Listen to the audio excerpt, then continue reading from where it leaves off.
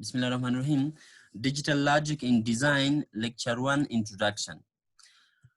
اوکی لکچر 1 میخوایم اول بخوانیم یک اینترودکشن است. باز میگیم که دیجیتال چی است، آنالاگ چی است، دیجیتال سیستم چی است، یوزیج دیجیتال سیستم چی است و بعض موضوعات دیگر در این چپتر میخوانیم. اوکی به خاطر اینکه شما خوبتر دیده بتانین ایره ویو بزرگتر. خب بسم الله الرحمن الرحیم. Point number 1, digital design is concerned with the design of digital electronic circuits. خب هر دیجیتال سیستمی که را که ما شما میبینیم ای از دیجیتال الکترونیک سرکیوت ساخته شده و باز او سرکیوت وقتی دیزاین میشه اینی او که چگونه دیزاین میشه، چگونه کار میکنه، چگونه بیهیویر داره، به خاطر از اینکه او بیسیک موضوعات را بفهمیم اینی کورس دیجیتال لاجیک این دیزاین معرفی شده در پانتونا. The subject is also known as این مضمونی را که مثلا ما شما خواندیم اینجا گفتیم در اول اسلایدی را گفتیم که دیجیتال لاجیک اند دیزاین اینی نام کورس است که بسیار معمول است، ولی این کورس را بعضی ها به نام تنها دیجیتال دیزاین هم یاد میکنم، بعضی هایی را به نام دیجیتال لاجیک هم یاد میکنه، بعضی هایی را به نام سویچینگ سرکیوت هم یاد میکنه، اینی سیم سابجکت، و بعضی هایی را به نام دیجیتال سیستم هم یاد میکنه. این دیفرنت نیم است، اما وی که بسیار معمول است اینی نامی است که ما شما را به کورس اساین شده دیجیتال لاجیک این دیزاین. این یک ذره معمول است، بیشترین استفاده داره. Digital circuits are implied in the design of the digital system such as digital computer. اوکی ما پیشتر گفتیم که اینی مضمون نارمالی با یکی دیجیتال سرکیوتس چگونه دیزاین شده در بک‌گراند چی است یک بیسیک نالج رو میخوایم درباره ازی داشته باشیم. بازی دیجیتال سرکیوتس که است اینا همیشه در دیجیتال سیستم ها استفاده میشه، مثلا دیجیتال کامپیوتر، دیجیتال کالکولیتر میشه، دیجیتال انرژی کنترل سیستم باشه، هر چیزی که دیجیتال باشه در اونها میشه که استفاده شه. Digital systems are part of our day-to-day life from a simple digital calculator to a complex space guiding system. خب دیجیتال سیستم را در هر بخش زندگی ما شما میبینیم، از یک سیمپل دیجیتال کالکولیتر گرفته تا کامپیوتر و فریمورک و تا به یک کامپلکس سپیس گایدینگ سیستم. هر چیزی را که ما شما میبینیم، هر سیستمی که دیجیتال باشه اونجا دیجیتال سرکیوت استفاده شده و بیسی از او باز هم دیجیتال لاجیک این دیزاین می باشه. Digital systems follow instructions called a program.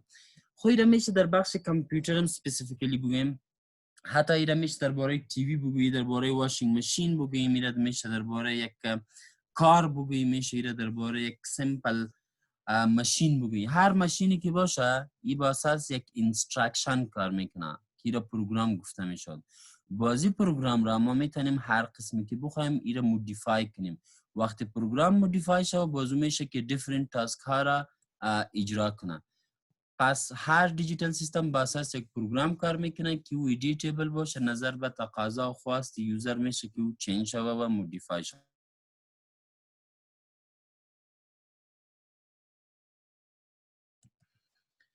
The characteristic of a digital system is manipulation of its discrete element of information. خب یک مشخصه بسیار مهم دیجیتال سیستمی است که ما میتونیم که دیسکریت الیمنت از او را به سادگی تغییر بدیم. میخوایم درباره دیسکریت الیمنت که است در اسلاید بعدی بسیار زیاد گپ بزنیم که دیسکریت به چی معنی، همین خود ورد یا لغت دیسکریت.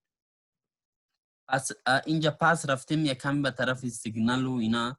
خب such discrete elements can be electronic pulse, decimal numbers, alphabets, punctuation marks, arithmetic operation and so on. خب میگه discrete element که است میشه که decimal numbers باشه، ای با سادگی چنج میشه، میشه بعضی alphabets باشه، ای میشه با سادگی ری چنج کنی، میشه punctuation marks باشه، میشه بعضی arithmetic operations باشه و یا دیگه so on.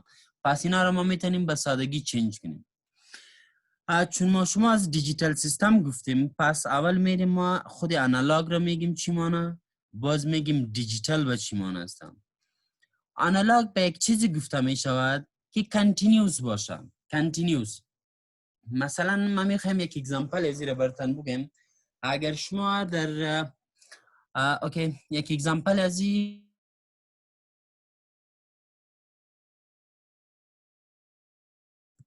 اگر شما در بعض موترها لاود سپیکرز را دیده باشین، اونجا وقتی میوزیک پلی باشه یک لاود سپیکر است. بازی لاود سپیکر یک اسکرین بسیار کوچک می داشته باشه، در پیش خودم تایپ یک LCD یک بار اسکرین می داشته باشه. بازی که میوزیک پلی می باشه در اون اسکرین لایتس هسته، او لایتس بعضی وقت پخش میشه، وقتی میوزیک پخش شوه پس بلند میشه، این قسم لایتس وجود داره، شاید دیده بسیار بیشتر شما دیده باشین. اینی خودش یک چیز کانتینیوس رو گفته میشد. یا هیومن وایس، فعلا ما شما که گپ میزنیم، هیومن وایس که است یک دیتای آنالاگ است، وقتی ارسال میشه یا انتقال میشه این طوری به این شکل ارسال میشه. مثلا یک کسی هست گپ میزنه، این قسمت یک ذره پخش گپ میزنه، باز پخش گپ میزنه، باز دیگه میخواد بلندتر گپ میزنه، پس این کانتینیوس هست. این یک چیز کانتینیوس گفته میشه. چرا این کانتینیوس گفته میشه؟ سعی کنین این محور ایکس ما شما است، اینی هم محور وای ما شما است. اگر ما بخوایم که برتان بگم فعلا بر شما که از اینی پوینت A الا اینی پوینت B چند والیو وجود داره، کسی برای ما گفته میتونه از پوینت A تا به پوینت B چند والیو وجود داره در این قسمت محور، اینجا چند والیو وجود داره؟ ما شما یا هر یک از شما بسیار به اطمینان گفته میتونین که در این قسمت به نهایت والیو وجود داره. یعنی اگر اینی عدد شما اگر فرض کنین که اینی 3 هم هسته و دیگر ما شما فرض کنیم 4 هسته، بین 4 و 3 به نهایت unlimited values وجود داره. پس بین پوینت A و پوینت B ای به شکل تدریجی والیو تغییر میخوره و اینجا به نهایت والیو وجود داره. از او خاطر ما میگیم که کنتینیوس است، این دوامدار است. پس انالاگ همیشه به یک چیز گفته میشد که کنتینیوس باشه. مثلا سیمپل اگزامپلش هم هیومن وایس سیگنال است. اوکی، باز اینجا خود کنتینیوس رو گفته که چی گفته میشد؟ کنتینیوس خودش چی است؟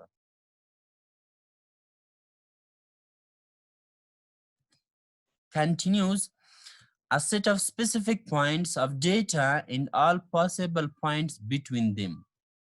اینجا گفتم یک ست مشخصی از والیوها که ما اینجا آلردی خوب است نوشته کردیم. مثلا اینجا 4 داریم، یک ست از دیتا از والیوها است و این طرف ما شما 3 داریم. پس یک ست مشخصی از دیتا و تمام والیوهای دیگی که بین از 4 و 3 موقعیت داره، این اگر تمامش شامل یک گراف باشه، شامل یک سیگنال باشه، این را به نام کنتینیوس گفته میشود. این کنتینیوس را باز وقتی بهتر میفهمیم که ما پایانتر دیجیتال را اکسپلین کنیم که دیجیتال چی مانه. دیجیتال به یک چیزی گفته میشود که دیسکریت باشه. از اون خاطر ما پیشتر اینجا گفتیم دیسکریت الیمنت، صحیح است؟ دیسکریت باشه. دیسکریت چی مانه؟ دیسکریت به این معنی است که چند والیوی مشخص میگیره، فقط چند والیوی مشخص میگیره. مثل آنالاگ نیست که مثلا بین پوینت 3 و پوینت 4 اونجا به نهایت والیو داشته باشه. پس اینجا ما میخوایم یک سیگنال چی را برای شما درا کنم، یک سیگنال دیجیتال را میشه خب اینی یک تا این قسمت بیه، پس سیگنال مستقیم به 0 میه، بازی پس به یک مقدار یک واحد پیش میره، باز سیگنال میره دوباره به یک، باز به مقدار یک واحد پیش میره، فرض کنین یک واحد دیگه هم پیش میره، پس می به 0 و باز حرکت میگیره. این یک سیگنال دیجیتال است. شما هر قدری را ببینین این سیگنال را، هر قدر متوجه شوین این سیگنال فقط 2 والیو را به خود میگیره. یکی والیو 1 را میگیره از محور x، از محور y، این قسمت والیو 1 را به خود میگیره و یکی هم 0 را بر خود میگیره، این 0. پس این دیسکریت است. دیسکریت همیشه به این معنی است که فقط چند والیو مشخص را برای خود اختیار میکنه و بس. اینطور نیست که دوامدار باشه، کنتینیوس باشه مثل انالوگ که بین پوینت 4 و 3 به نهایت والیو که است و تمامش وجود داشته باشه. مثلا این سیگنال است در این والیو 1 حرکت میکنه تا اینجا که رسید، اقسام نمیشه که 0.9 را برای خود اختیار کنه به شکل تدریجی، با 0.8 شوه، با 0.7 شوه، با 0.5 شوه، با 0 شوه. نه، یک از مستقیما به 0 تبدیل میشه. بین 1 و 0 و به نهایت نقطه‌ای که وجود داره او بخش از سیگنال نیست. پس دیسکریت بعضی اوقات لغتا با معنی قطع شدگی است، بریدگی شدگی. یعنی این سیگنال تا اینجا حرکت میکنه، اینجا قطع میشه، باز اینجا حرکت میکنه، باز قطع میشه، باز اینجا حرکت میکنه، باز قطع میشه، اینجا حرکت میکنه. پس این دیسکریت گفته میشد. حالا دیسکریت اینجا باز گفته که چی معنی داره اخیر؟ A set of specific points of data with no point in between. صفر هم شامل است، یک هم شامل است، مگر بین صفر و یک که بی نهایت نقطه وجود داره اونا هیچ اکشن هم شامل نیست.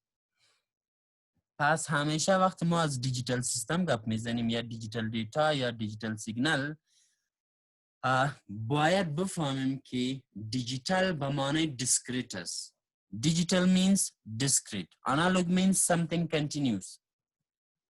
این چیزی که اونجا براتون اکسپلین کردم، اینجا یک دیاگرام آورده، اینجا اکسپلین شده.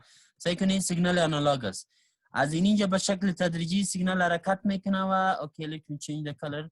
یعنی سیگنال اینجا به شکل تدریجی حرکت میکنه و باز پس هم که پایان هم به شکل تدریجی یک نقطه یا دو نقطه نه، اینجا بی نهایت نقطه شامل این سیگنال است. پس یک آنالوگ سیگنال است. ولی دیجیتال چگونه است؟ یعنی اگر پوینت یک باشه، این سیگنال وقتی حرکت میکنه والیو یک از تا اینجا قطع میشه، مستقیم سیگنال می از صفر بر خود میگیره، باز در صفر حرکت میکنه، اینجا باز قطع میشه، باز میره به یک، دو واحد در یک حرکت میکنه، باز قطع میشه، صفر میره و یک. پس اینج فقط دو والیو مشخص است، والیو یک است و والیو صفر است، فقط دو والیو. ای که بین صفر و یک چند والیو وجود داره اونا بخشی از سیگنال نمی باشه. پس دیجیتال و آنالوگ به این مفهوم می باشه.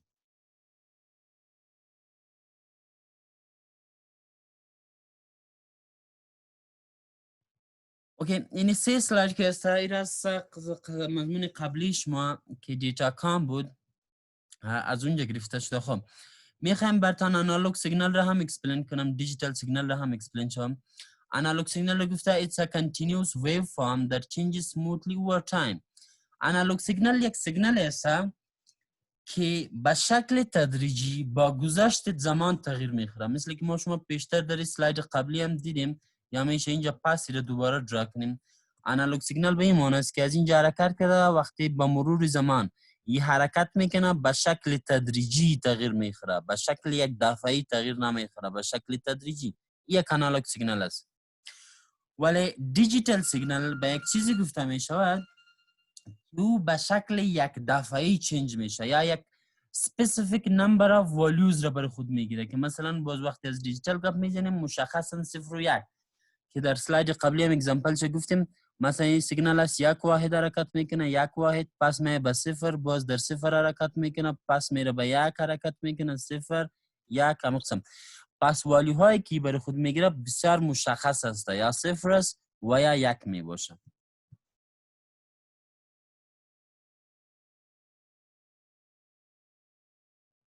Okay.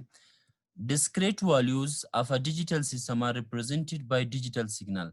ما شما در او سلاید قبلی هم گفتیم که discrete elements با سادگی چنج میشه، باز گفتیم discrete value را میالی هم گفتیم که ساده اگر بگیم 0 و 1 باینری است، این discrete values گفته میشود. باز این به شکل دیجیتال سیگنال نمایش داده میشود. مثلا ما اینی پیشتر که ما این را represent میکنم، این اصلا دیتا است که ما به شکل سیگنال میتونم ریپرزنت کنم. این دیتا است، دیجیتال دیتا. این میشه به شکل سیگنال ما شما نمایش دیم یا او را ریپرزنت کنیم. باز اینجا یک چند اگزامپل گفته برای آنالوگ دیتا هیومن وایس یا آنالوگ دیتا است. برای دیجیتال دیتا هر آن چیزی که شما در میموری یا هارد دیسک کامپیوتر ذخیره میکنین این به شکل دیجیتال است. این را به نام دیجیتال دیتا گفته میشه. اوکی. Digital systems are used in automobile industry, smart energy systems, in other industries. خب ما پیشتر هم گفتیم در دیجیتال سیستم ها که است این بخش از زندگی شده، از یک سمال دیجیتال کالکولیتر گرفته شده تا به یک دیجیتال واچ و دیجیتال آیپد و آیفون و سمارت فون و موبایل فون و کامپیوتر و تا به اندستری که اتومبیل است، کارز است و واشینگ ماشین است و در هر بخش زندگی ای دیجیتال سیستمز استفاده میشه. اوکی. پوینت دوم میگه digital systems, digital computer is an interconnection of digital modules.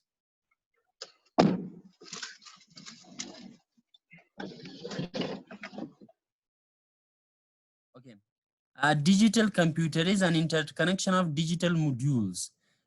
خب میگه دیجیتال کامپیوتر که هسته ای از چندین دیجیتال مدیول ساخته شده، مثلا رام است و پروسسور است و مین بورد است و حتی شما اگر تیوی کارت را ببینین، گرافیک کارت را ببینین، رام را ببینین، هر یکی از اون یک دیجیتال اکویپمنت، یک دیجیتال مدیول است.